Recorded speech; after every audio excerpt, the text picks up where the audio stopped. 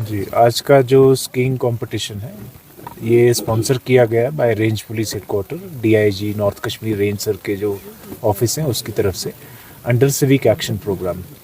Civic action programme ministry of home affairs का एक programme है जिसके तहत in order to bridge the gap between police and public कुछ फंड्स दिए जाते हैं जिनके तहत अलग अलग एक्टिविटीज़ करवाई जाती हैं।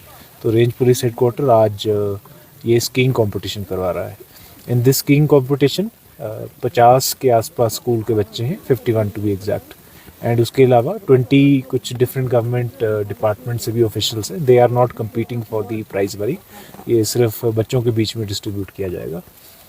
इसमें फर्स्ट सेकंड थर्ड प्राइजेस के अलग अलग रिवॉर्ड मनी दिया जाएगा एंड द बेसिक हमारा इसमें एम यही है कि हम बच्चों के साथ मिलें, थोड़ा हमारे और पब्लिक के बीच में स्पेशली यूथ के बीच में हमारी थोड़ी दूरियां कम रहें and also to engage with them. And आज God has been very kind to us, skiing के साथ साथ आज स्नोफॉल भी हो रहा है, so we are looking forward to good competition and good show by the kids.